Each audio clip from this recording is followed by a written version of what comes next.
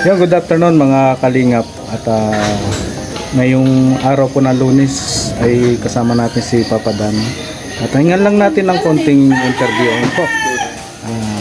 Tungayan po natin ang ilang katanungan, no? At pasagot natin kay Papa Dan. Tara po, samahan nyo.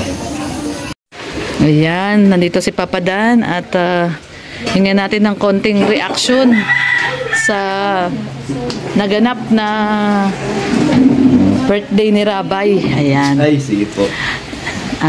Kay Red Noveno to, Dana. Ako lang magtatanong, di daw siya marunong mag-interview eh. Kaya ako ang pinagtanong. Ano ba yun? May ano lang, clarify lang natin yung issue, Papa Dan, kasi napanood namin yung live ni Jack kagabi. Sinabi ni Rabdo na dapat nga daw hangaan ka, matuwa sa'yo kasi pinakita mo yung pagiging marespeto mo ba dahil lumapit ka doon sa magulang ni Mel. May mga pinagsamahan din naman po doon sa, sa family ni Jack.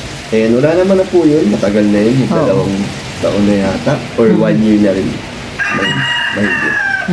Kaya ano din, respeto. Oo, tsaka maganda naman yung paghihiwalay nyo ni Mel, di ba? Kaya nga nakakalapit ako sa kanila kasi wala naman kaming masamang tinapay. Nangyari. Na pinagdaanan, oo. Kaya yun, ganun din na mabait naman sila. Tapos welcome naman sila, mama sila. Kayo, Brooks. Siyempre, ano din, respeto. Oo. Kaya pero wala silang dapat isipin. Naintindihan ko naman yung mga ibang mga nagsabing mga nasaktan. Oo, naintindihan mo rin. Naintindihan mo naman sila dahil siguro nga yung isip nila, di ba? Oo. Pero wala naman po silang dapat isipin. Wala silang dapat alalahanin, no? Walang dapat alalahanin. Panoorin na lang po nila yung mga BTS ng Team Brooks. Yun, oo, doon matutuwa sila. Malaman nila yung katotohanan. Yun. So, ang ibig mo bang sabihin, Papa Dan, yung BTS ng Team Brooks, yun yung totoo? Siyempre, hindi ba kapag BTS, yun ang mas totoo. Kasi ano yun yung sinasabi natin na mas realidad eh, no? Kasi nasa likod ng camera, hindi nyo alam. Camera, pero yung ginagawa nila yun yung nakikita. Yun yung nakikita. Totoo. Yun. Totoo naman yung vlog, nasa vlog, pero mas yung natural na natural. Yung sa BTS. Yun. So, ayan guys, at least naliwanag na uli ni Papa Dan. At maikling interview lang to para kay Red Noveno. At least yun yung pinaka-main concern kasi kagabi, no? Ang daming concern kagabi. Sana wag na lumaki. Sana wag nang lumaki. I-issue. Lang tayo lagi. Good vibes lang ang Dandre. Oo, good vibes lang. Actually, sa live namin ni Hana kagabi, yun yung sinasabi namin. Ayaw mo ng issue. No, ayaw mo ng issue kaya sana tigil na lang, no. So ayan, at least nanggaling sa iyo, no, Dan, na clarify, no. Sa diyan para malinawan din. Paano sila mag-isip? Yun. Okay. So salamat, Papa Dan. Thank you. So babakuran mo si Joy doon sa Boracay. Alam na binigay sa iyo ni Ate Laila. Magmamalang daw si Joy doon sa Boracay. Sayang naman yung pinaghandaan ni Joy. Ay, ayan. Payag ka na, magtupis siya. Gusto ni Papa Dan na magtupis. Gusto niya? Kung gusto ni Papa... Hindi, kung ikaw ang tatanungin, Papa Dan, payag ka, magtupis siya. Hindi ko naman titigilan yung kagustuhan niya. Yun, ay grabe. Pangit yun, yung kasiyahan yun, tsaka wala namang masama sa pagtupis. Wala nga daw hindi nga daw big deal sa Boracay. Hindi nga daw pinapansin yung mga... Totoo. So, nasa tamang lugar naman. Nakadepende sa viewers na lang yun. Kung paano nila titig. Sa mga dilolo. Nasa naman yun, nasa beach eh. Oo, tama. Tama. Tsaka sexy naman si Joy. Diba may karapatan magtupis? Pag may nagalit, tikit na lang siya. Kasi si Papa Dan hindi magagalit. Mas gusto ni Papa Dan. Charot!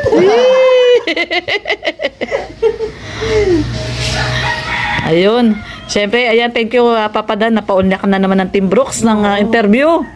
At siyempre, alam nyo guys, kasi si Papa Dan ay mahal ang Team Brooks. Team Brooks ba ganyan? Pero ngayon, ipapakuha muna natin yung t-shirt, baka makalimutan. Oo nga. Anak ba ganyan ni Kuya Brooks? Mamaya pa naman. Mamaya pa naman daw siya aalis. Oo. Hindi, bilib ako kay Papa Dan kasi bumabagyo na naman pero naglilingap. No? Nakakatawa nga. Oo. Ay, salamat sa inyo siya. Ready din kayo sa mga... Sabi ka namin sa iyo ay anytime ang Team Brooks. Oo, anytime. Tsaka umulan umaraw yan, oo. Nandito lang kami at alalay sa'yo. Ayun. Natutuwa sila doon sa vlog natin kay Manny. Ayo. Ay, oo. Kasi naprank mo na naman daw si Hana. Lagi na lang si Hana. Hindi, pero si Kuya Nelson gusto niya na talagang tumawid no? Sinabihan mo lang siya na hindi dyan, dito. Actually, naawa lang si Papa Dan kasi nauulanan na si Nelson. Naawa na siya. Hindi, tatay sana ako, kaso lang, walang tayong. Tapos pinapapasok ko na siya doon. Ayaw pa niya. Ayaw Oo, ayaw niya. Ayaw niya. Yan yung bahay. Ayaw niya. Kasi baka prank. Prank na naman daw. Ayan talagang ano na si Papa Dan ang prince, no? Prince ng prankster. Pati na naman si mama ni Manilyn tsaka si Manilyn na prank niya eh. Oh, grabe. Hindi ko alam kung paano nagagawa ni Papa Dan yun. Hindi rin natutuwa sa ibang moment. Bakit? Ano sabi? Daw may problema sa puso, daw matuluyan. Hindi, mild ka lang naman mag-prank eh. Good vibes lang naman. Good vibes lang naman. Alam na nila eh. So, una pala doon, alam na nila. Yun. Alam na nila. Talaga followers mo. Alam na nila yung style mo? Alam na nila. Dapat kan tumawid sana ako para tumawid din sila, no? Iniisip ko kanina. Hindi naman hindi ako tatawid. No, matatakot ako. Oo, may mahulog. Mahulog ako dun eh. Lampa pa naman ako.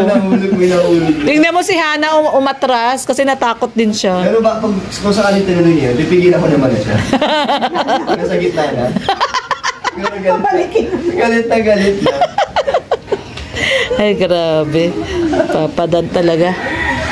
Kaya maraming natutuwa sa'yo, Papa Dan, kasi lagi ka daw masaya, mahilig ka daw mag-prank. Kumbaga good vibes lang talaga yung mga video mo. No, charity na may good vibes. Kaya nga, iba na natutuwa naman, hindi naman sila nabubunin daw kahit charity. Oo. Para ano din, para din hindi nakakatamad pa. Panoorin. Tama, tama. Kaya nga minsan dapat sa charity, kailangan din kwela. Oo, good vibes. Saluan ng good vibes. So. Hindi lang puro lungkot. Oo. Kasi parang pangit din kasi yung purong lungkot na lang yung nakikita. Oh, kaya nga maganda nga yung style ni Papa Dan eh. Ganda na rin yung konting. Oo, may konting pampasaya lang. Tsaka paano, para mas makuha mo yung loob nila. Tama. Maging komportable din na siya. Yung close mo. Tama. Malaki, madali na sila kausap. Si Danny ka nga eh, parang bilis lang eh. Kaya nga, Oo. Parang okay talaga yung kausap. Magaling kita si Danny. Sana maraming sumuporta rin kay Danny. Oo, deserved si Danica. Masipag na bata, no? May blessings pang dumating. Oo. Para makatulong sa kanila. Tama. Kasi college na siya. Problema, walang problema sila lagi sa mga Allowance. Oo. Tuition. Magastos kaya yung college. Pero nakaka-proud yun pag naging, ano ba, gusto niya, police o ano? Criminology. So kung makagraduate si Danica, habang may beneficiary ka na Police. may nurse na ako, may may police. nurse. Ay, grabe yun ah. May nurse na, may police pa. Oh! Si Joy! Sino daw yung nurse? May nurse na, may police pa. Tapos si Seaman pa, si Christian na Tristan. Ay, oo, meron pang seaman. Ay, grabe. Sila na ang bubuhay sa akin pag Ay, tama, tama. may pension na. Hindi kay Joy pa lang, okay na. So, Oo. Enjoy, no? Alaga ang nurse. Oo. Iba mag-alaga ang nurse. Eh, kung sakali lang, Papa Dan, ito naman, hypothetical, no? Ano lang, in the future lang. Kung nakagraduate na si Joy ng nurse, nakapag-board na, at ay!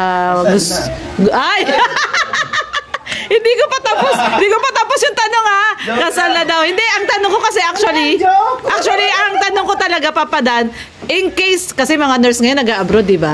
Kung yayain ka ni Joy na mag-a-abroad kayo, doon kayo titira sa US kasi doon siya magtatrabaho. Sasama ka ba?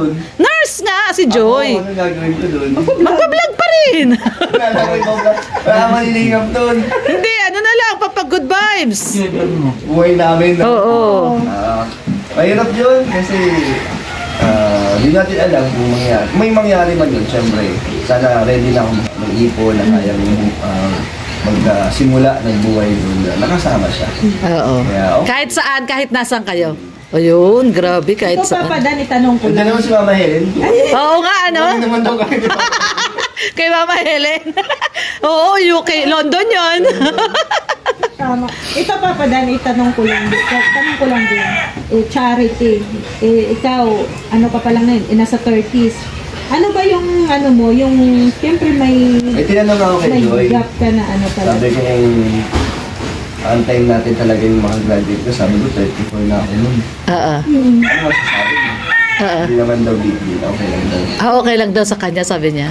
Wow. Pero yung pagcha-charity mo ba katulad ni Kuya Bal na hanggang maging end ng buhay mo? Or may limit ka? Hanggat kaya kong mag-suporta, magbigay ng ano. Oo. Parang yun na nga ang link ko sa charity, pagcha-charity. Kasi may views naman. Hindi ka na dati, puro ano na BTS, interview. Tapos yung charity, walang views. Pero ngayon, dahil may mga at nakikilala na rin naman na ang channel natin sa pagtulong. Eh di hanggat meron, walang tuloy-tuloy. Tuloy lang. Hanggat na kaya natin tumulong. Ano lang. Sarap naman makatulong. Oo. Kasi naisip ko sakaling dumating yung panahon na di ba, kung mawala man. At least, yung naibigay mo sa kanila. May naiwan kang legacy. Kapag buhay nilang Totoo. maaalala. Katulad kay Kuya Val, di ba? Kuya Para si Val. Kuya Val maadik na sa pagtulong, di ba? Walang ano. Kahit walang vlog, tulong pa rin ang Oh, tulong. pero aside doon sa charity, natuwa ako doon sa tinanong niya si Joy na 30, kahit 35, kung okay lang kay Joy. Hindi kasi dan sa lalaki, wala naman yung age. Sa totoo lang. No, hindi importante yung age. Next naman siya. So, ayan, nalaman nila sa... Mag-34. Ilan na si Kuya Brooks? Mga 65 na. Ang Oo tagal nga. pala ni Kuya Brooks magkaapo pa. Hindi, okay lang yun. Malakas pa si Kuya Brooks. Ang ano doon, dito nalaman sa BTS uli natin, sa interview natin kay Papa Dan, na may usapan na pala silang gano'n ni Joy. 5 minutes nag-uusap talaga kayo in personal life. Oo. Oo, na so about future. Gusto namin enjoy sa chat. Yun. Hindi katulad dati na masyadong casual. Oo. Pero may medyo, ayan naman, yung parang biruan na, yung ano na, kampante na. Oo. Komportable naman na siya. Oh, kasi kagabi, kinakausap namin si Joy, ano lang siya sumasagot din siya sa amin. Oo. Kung ano na siya, kampante na siya. No, kampante na. Nasanay na siya sa inyo. Oo. Lalabas yung pagiging ano. Kaya nga sabi ko kay Joy, minsan i-invite natin na ano dito. Ay, oo, nag-oo din si Jomar. Tinanong ko si Jomar. Oo, nag-oo din siya. Sige daw, si Carla kasama niya. Pero walang vlog. Oo. Walang vlog. Para din, mas hindi rin sila mailang. Oo, walang vlog. Ayun, salamat Papa Dan ha. Naka-ambush interview na naman tayo. Salamat, Papa Dan. Okay, hindi naman nagsasawa yung mga tao. Diba? Actually, gustong-gusto nga nila. Diba, in-interview kita noong isang araw, parang 8 minutes lang. Ang daming nag-comment doon, bitin daw sila. Bitin daw Pati yung sila. sa mga tanong ko, bitin din daw sila. Oo, bitin daw sila. Mga ano, Nabibitin daw sila sa mga ano pang mga katanungan. gusto nilang Oh, ano daw pa yung mga gusto nyong malaman? Gusto pa daw nila malaman yung pinakamalalim. Si Yaya Bet. Si Ayabit, ayun na nakasilip. Hindi, ang isa na lang tanong natin kasi syempre bilang tatay mo si Kuya Brooks at kilalang kilala ka niya. Sabi niya kanina, ikaw daw yung tipo ng lalaki na hindi marunong yung makakasakit ng feelings ng isang babae. Anong masasabi mo doon bilang si Kuya Brooks nang galing kay Kuya Brooks yun, kay papa mo? no, hindi naman maiiwasan din yun na magkaroon din naman parang sa relasyon nadating din naman ang kakasakitan ko hindi pagkakaintindihan pero Pag magkarelasyon na kayo noon? pero yung papasahin natin yung mga tao Hindi. Una kaya nga ako diba sa unang lang kasi yung lumalim yung expectation ng mga na sumuporta nun kaya parang habang maaga pa na nila parang In-end mo na.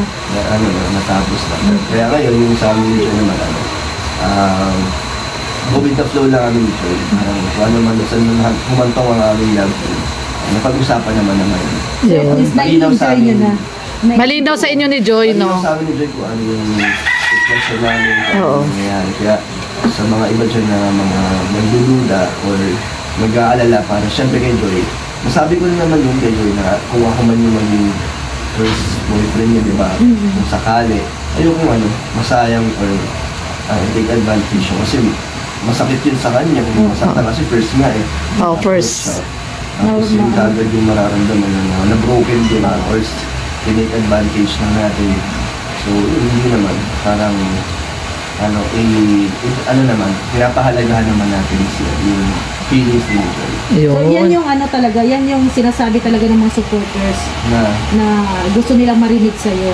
Kasi what if daw kasi na pag mahulog daw ang loob ni Joy, syempre, first love, never die. Oo. First love eh. Ano yung mangyayari siya habang tumatagal, lumalalim. Oo, lumalalim yun. Ang right term. Lumalalim yung kanilang samahan nila. Oo. Parang yung emosyon. Kaya, ayun, bahala. Pag-uusapan na lang yung mas magiging, mapagkakasunduan natin. Yun. Magkakalabo-labo. Ito, Papa Dan, hindi ko alam kung sasagutin mo o hindi ha. Itanong ko lang, nakailang jowa ka ba? Sa age mo na to. Sa 30. Yung serious. Parang siguro 5 or 6. Sabi ni sabi ni mama mo 3 lang daw napakilala mo sa kanila eh. Kasi mostly daw na alam niya friend mo lang daw eh. Oo, pero yung seryoso daw 3, sabi ni mama mo. Hindi ko lang matandaan na rin eh. Basta konti lang. Kasi dati nung sa Manila ako, hindi ako nagkaroon ng girlfriend. 2 taon, 3 taon. Pero lang, parang masaya kasi ako sa mga kaibigan ko na sila lagi. Kaya yung mga asawa nila galit sa akin. Kasi pag ako nag-iya sa nila, wala silang magawa. Talagang ako yung pinipili ng mga kaibigan ko. Kaya mga asawa nila galit sa'yo? Nila, anong meron ba dyan kay Glenn? Glenn pa. Kasi Glenn, kilala ka Di ba Glenn. sila galit? Oo. Naiisa sila pag yung Nayayakag mo yung mga asawa nila. Nayayaya ko sila. Oo. Tapos, wala, namimiss ko nga sila eh. Sabi nung nung kaibigan ko, yung best man din ako dun. 2 na yung best manan ko dun sa mga kaibigan ko. Mga talagang since elementary. Hanggang ngayon na pa kami, solid pa rin. Noong nakaraan yun, uwi ako Manila. Yung isa akong kaibigan na bigla-bigla na lang daw nag-leave, nagsisick leave, kasi nandun daw ako. Nagugulat yung asawa niya, pag sila di naman daw ginagawa ng asawa niya. Pero sa akin daw, kasi nasa diet ka na. isa yun sa mga nagsuwa nila, ay nagkapasama sila na nandito ka na, naging vlogger ka. Pero talaga. Natatawa si Mama Jem. Natatawa si Mama Jem. Kasi totoo naman talaga. So ang lang nito, ang bottom line lang nito, Papa Dan, ulitin lang natin. Wag nating husgahan si Papa Dan, nasasaktan lang si Joy and everything. So ang sabi nga niya ay go with the flow sila ni Joy. Kung lumalim man yung kanilang sitwasyon ngayon, yung kanilang ang tawag doon, kanilang samahan. Usapan na nila. Nasa inyo na yun ni Joy. Sa amin. Basta, ang may sisiguro ko sa inyo ay maging kami man o hindi ko sasaktan sila. Yun. Hindi natin i-take advantage or abusuhin kabalikan ni Joy o yung pagiging fragile yun, siyempre vulnerable yan. Ano pa siya, parang madaling mabasag. Hindi natin sirain yung tiwala niya sa atin. Pagsama nila sa akin, pag niyaya ako, sure, malaking bagay kasi nagtitiwala siya. Yun. Papahalagahan. Pero sa pakiramdam mo, siyempre mararamdaman yan di ba? Kung may feelings or wala. Sa pakiramdam mo lang, sa'yo lang, feelings mo lang. Hindi ko alam kasi kung hindi ko rin masyado iniisip parang hindi ko na lang pinapangunahan. Maalala ko. Pero ito isang tanong pa, Papa Dan. Hindi ka ba napalo ni Papa mo sa tattoo mo? Ito, na to? Nandito na to sa diet. Dito na sa diet yan. Tapos ito yung pinakauna ko dito. Yung nagalit si Papa mo, sabi niya kasi ang... Hindi man siya nagalit kasi wala na magagawa. Pero ayaw ni Kuya Bruce, di ba? Kasi sabi ko naman, ayaw niya. Kaya sabi ko na naman to, Bible verse. Yan, di ba? Religious din naman yung si Kuya Brooks. Kaya, yun yung dahilan ko. Tapos yung sabi ko, nakita niya yan, laki.